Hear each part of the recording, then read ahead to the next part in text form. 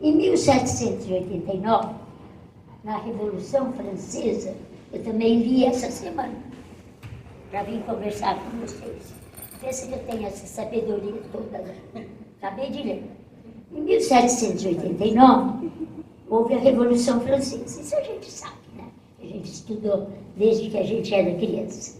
E aí, liberté, égalité, fraternité é a chamada da Revolução Francesa que resume os direitos humanos. Liberté, égalité, fraternité.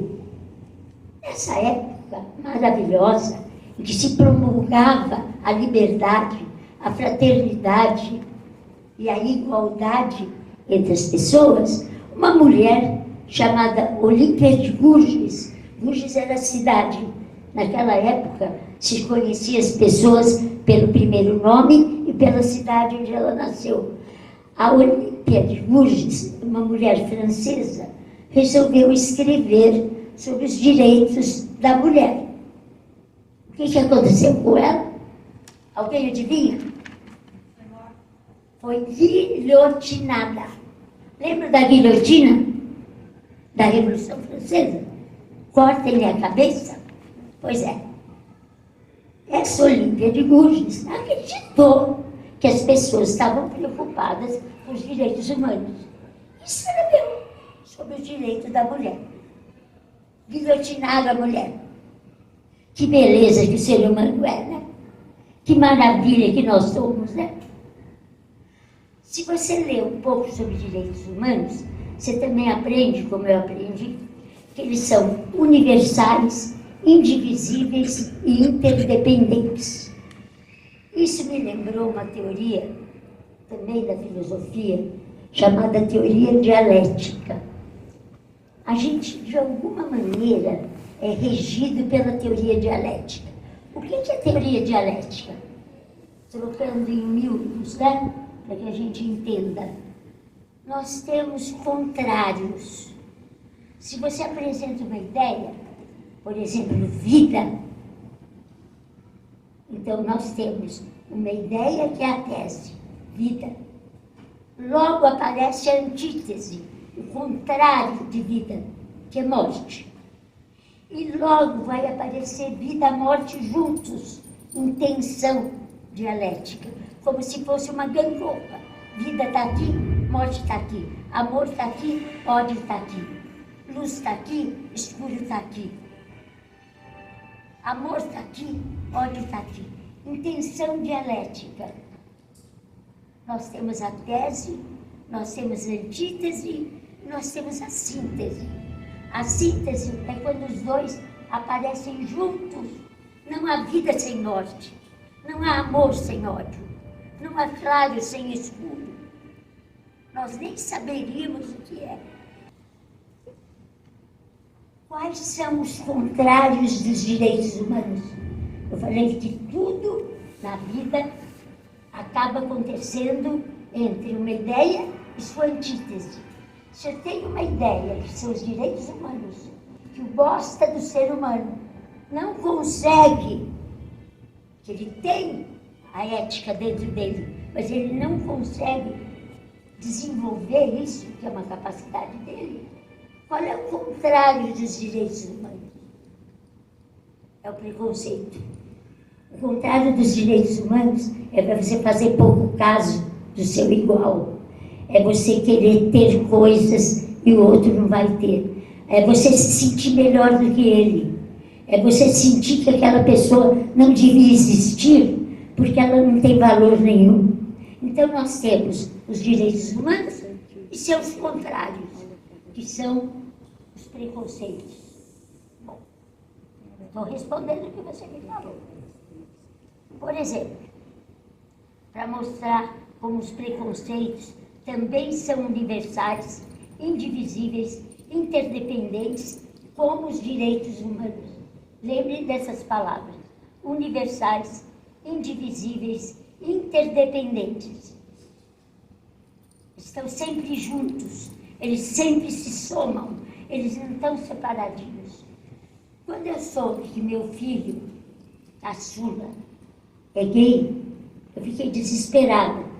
Isso aconteceu há 32 anos. Não tinha nada sobre homossexualidade no Brasil.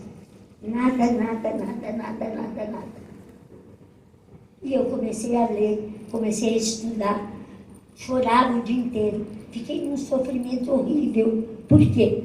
Eu sabia que havia homossexuais, mas nunca tinha pensado. Porque aquilo não tinha nada a ver comigo. Eram pessoas que eu não conhecia, que moravam muito longe da minha casa. Eram pessoas que aquilo não me interessava. Eu não precisava pensar. Eu não pensava. E de repente isso apareceu perto de mim, e não só perto de mim, mas um filho meu 7º filho, Marcelo. Eu fiquei desesperada. Aí eu passei por todas as fases que estão no meu livro Mãe Sempre Sabe. Todas as fases. Esse livro fala de todas as fases pelas quais eu passei e as mães também passaram. É que mãe tem a tendência a esquecer, né? A gente esquece que é uma beleza, mas a gente passou pelas fases que estão aqui. Logo que eu soube que meu filho era gay, eu fiquei desesperada e passei pelas fases. A fase principal era a fase da negação. Imagine se eu posso ter um filho gay. Eu, Edith Modesto, filho gay, mas nem pensar. Eu fui passando por todas essas fases horrorosas que o ser humano passa. Sim. Aí eu tive uma ideia.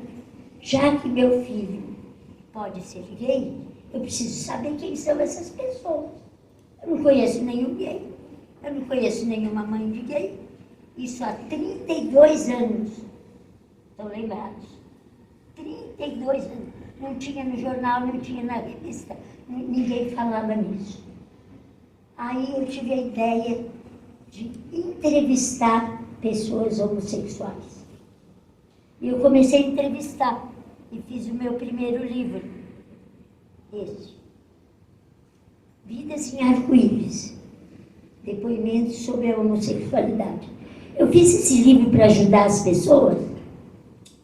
Nem pensar. Eu fiz esse livro para me ajudar. Meu Deus do céu, da onde saiu essa história de gay? Como um filho meu pode ser gay? Eu preciso saber quem são essas pessoas.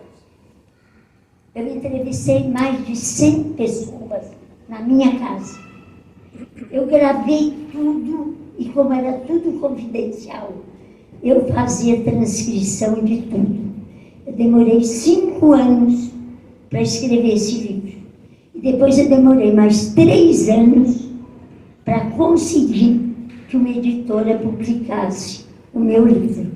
Esse livro, acho que foi publicado só em, acho que é 2008. Eu terminei o livro no ano 2000.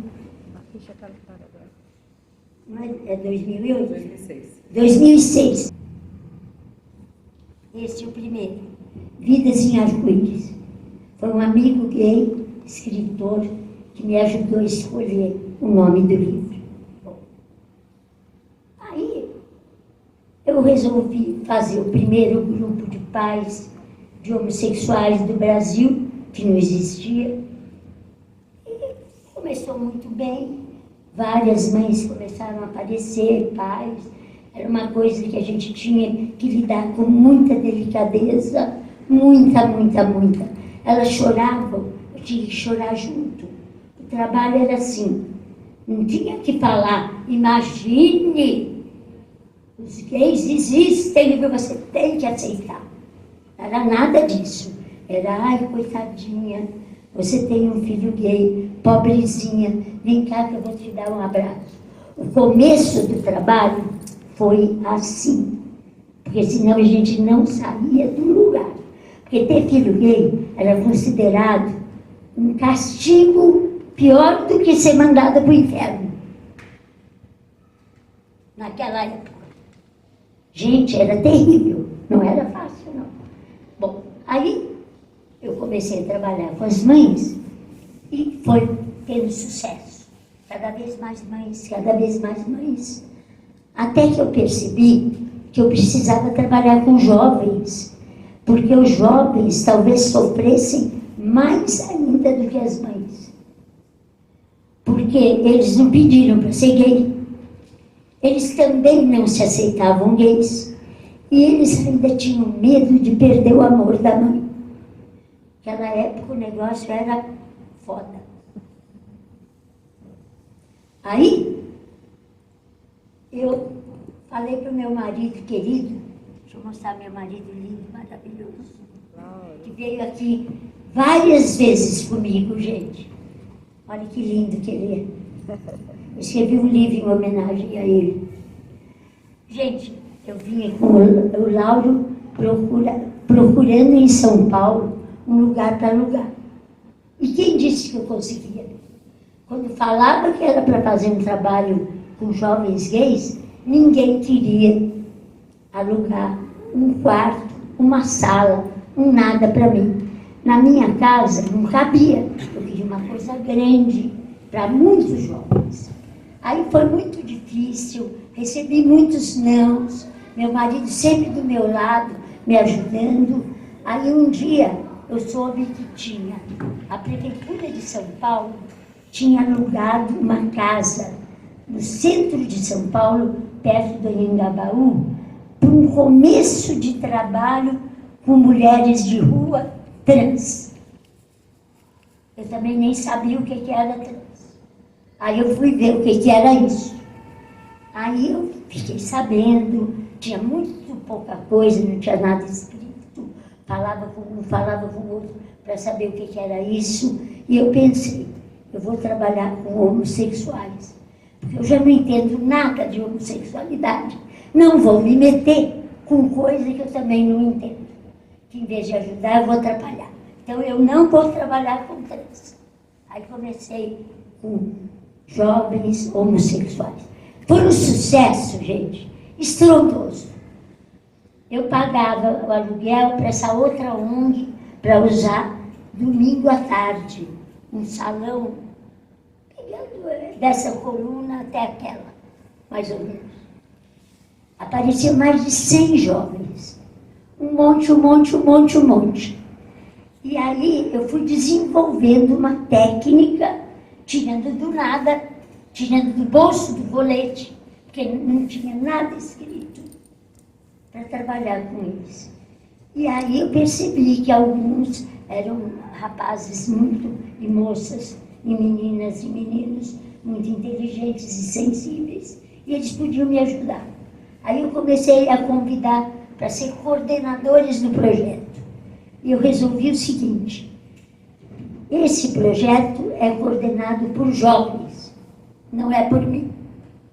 Eu converso com os coordenadores, a gente resolve o que vai fazer e eles fazem. Eu participo como mãe, uma mãe simbólica, mas eu não abro a minha boca, a não ser que eles me perguntem alguma coisa. E assim foi. Todo domingo eu ia para a Praça da República, um lugar bem pesado naquela época, muito pesado. E pagava aluguel e vinham os rapazes. E aí eles escolhiam o tema. Os temas mais escolhidos eram como falar com a mãe, como arrumar um namorado ou uma namorada, conversar sobre sexo. Eram os 3 temas. Depois vinha religião e vinha outros. Aí eu tive a ideia, eu ganhei um prêmio não sei da onde que é esse prêmio? Da Secretaria da Cultura. Eu ganhei um prêmio em dinheiro e eu resolvi fazer esses livrinhos. Falei, eu vou gravar o que os meninos fazem, vou transcrever, e aí os coordenadores me ajudam a escolher os assuntos mais importantes e eu vou publicar e vou dar de presente. Eu tinha ganho em dinheiro, né? E eu fiz esses livrinhos que eu trouxe para dar para vocês. Não vai dar um para cada um, a gente sorteia. E aí, nessa Nessa época, apareceu uma senhora, com os olhos inchados de tanto chorar, e uma menina, de 12 anos. Mas era uma menina muito estranha. Ela chegou no começo da reunião e falou que queria falar comigo. Eu olhei para ela, chorando, olhei para a menina. Eu já tinha um gaydar mais ou menos apurado. Pensei, essa menina não é gay.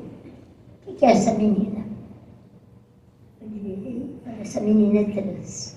É uma menina trans. Eu tinha jurado que eu não ia trabalhar com trans, porque eu não sabia nada. Como é que eu vou trabalhar com uma coisa que eu não sei nada, né?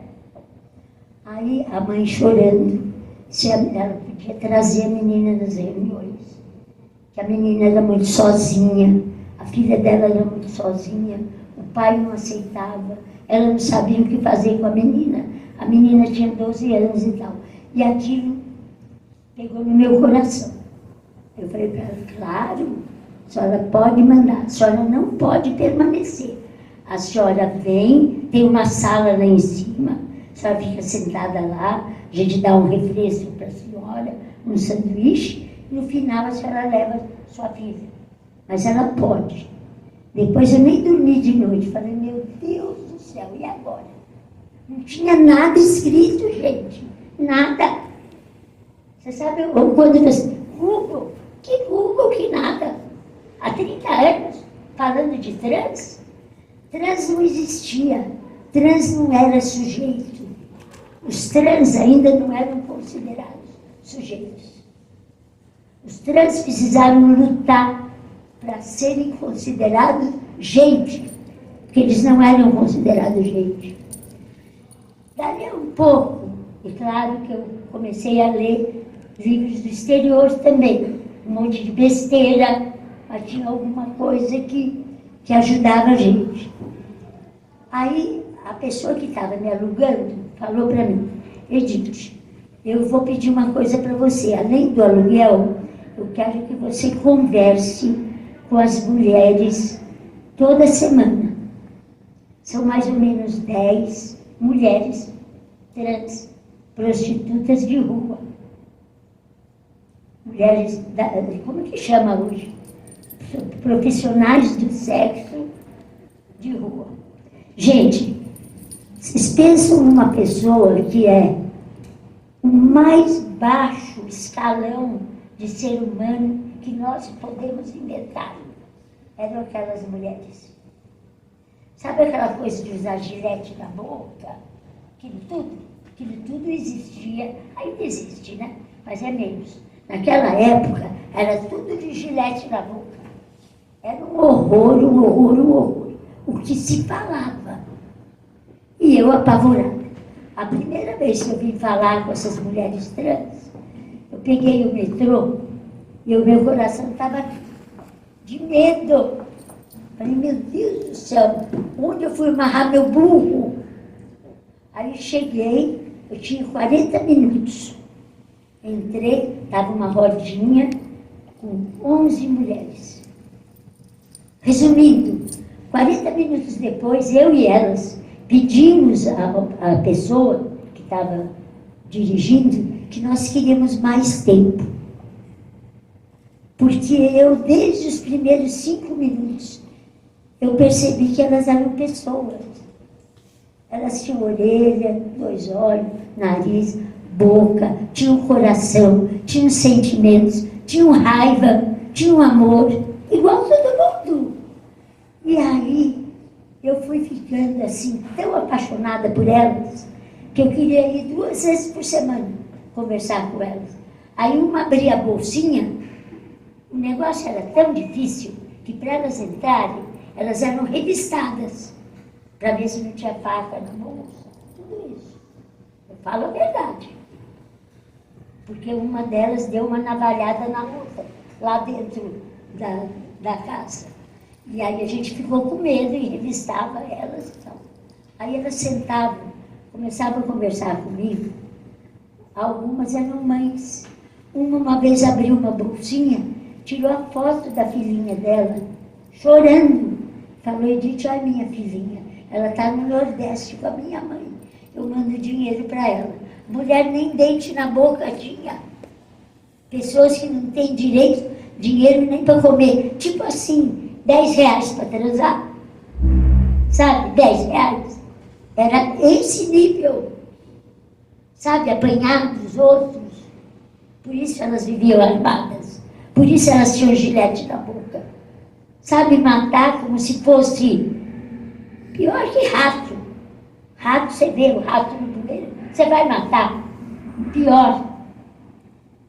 E aí, gente, eu fui aprendendo, principalmente com os meus amigos trans e as minhas amigas trans, como fui aprendendo com jovens gays, com as meninas, com os meninos, aprendendo, e fui me tornando uma pessoa melhor. Sabe por quê? Porque eu me lembrei da ética. Falei, puta merda, mas como eu era antiética, como eu era uma pessoa ruim, como eu era uma pessoa má, como eu era preconceituosa, como eu me achava. Meu sobrenome é Modesto. Gente, olha, vou contar. Eu agradeço ao meu filho gay ser uma pessoa melhor. Eu sei que eu não sou nada de grande coisa, mas eu sou muito melhor, mas muito melhor do que eu era. Não tem nem comparação.